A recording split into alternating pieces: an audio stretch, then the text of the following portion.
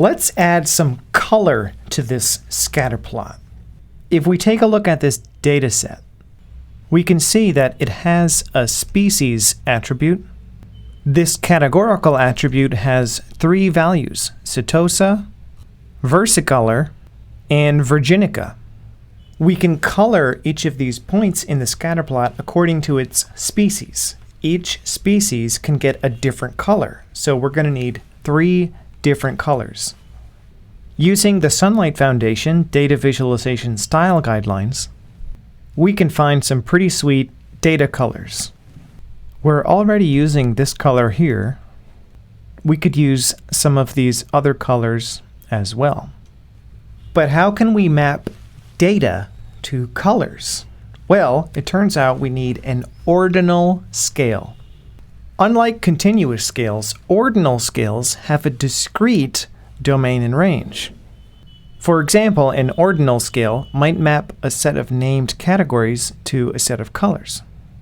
That's exactly what we need. Let's use d3.scaleOrdinal.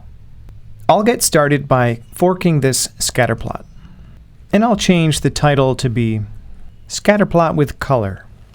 In our index.js, we've got these accessors set up for X and Y. We can do a similar thing for color. I'm going to copy-paste that Y value logic and change it to colorValue. This will be a function that returns the species, because species will map to color.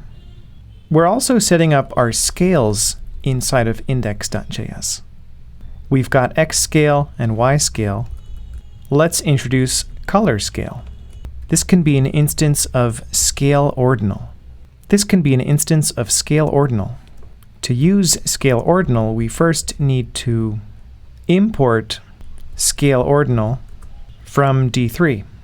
All right, so we're defining colorScale to be an instance of scaleOrdinal. Just like scaleLinear, scaleOrdinal has accessor functions to set the domain and the range. So we can set the domain like this. But what should the domain of an ordinal scale be? It's not going to be the extent.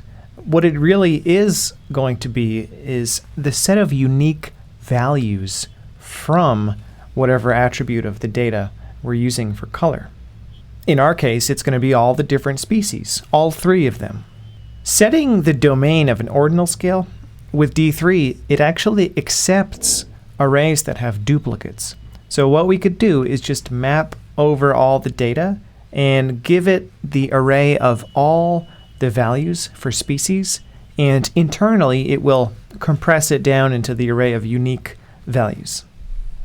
That's why we could set .domain to be data.map colorValue. We can inspect what that is by saying console.log colorScale.domain invoked as a function with no arguments. It did output an array of 3 elements, which is exactly what we need it to be. All right, now we've got the domain, we need the range. The range of this scale is going to be the colors. So let's set this up. .range, and then it accepts an array. In this case, it's going to be an array of color hex codes. I think I'd like to use these 3 colors here. We can take these hex codes and copy them, and then paste them into our code.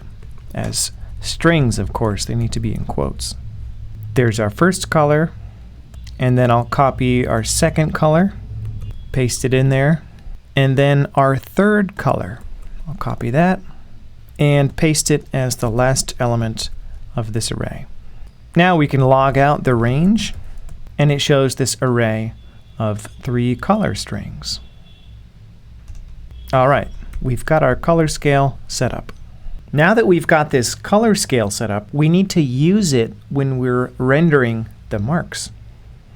Since we're using a separate component called Marks.js, and we're already passing the X and Y scales and accessors into there, let's just follow the same pattern for color. colorScale is colorScale, and colorValue is colorValue. I feel like grouping them by X, Y, and color makes it more readable here. But anyway, now in our Marks component, we can unpack these two new props, colorScale and colorValue. And then when we render our circles, here's where we can use it. We can set the fill of each circle to be colorScale of colorValue of D.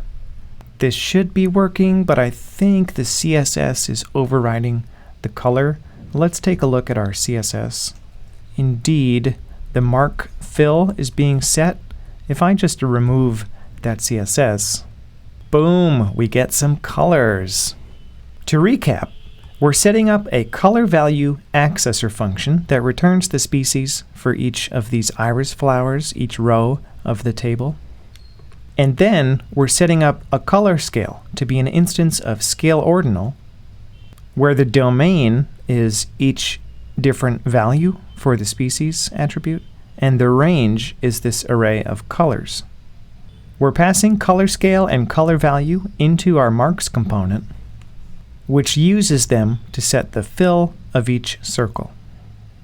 All right, that's how you can add colors to a scatter plot. This is just a first pass though, because just reading the plot, you have no idea what each color means. For that, we're going to have to introduce a color legend. And also, this is how you can use color for a categorical attribute. You can also use color for quantitative and ordinal attributes using different types of scales, and that's a whole other topic. But this should get you started using color with categorical attributes. That's all for Scatterplot with Color.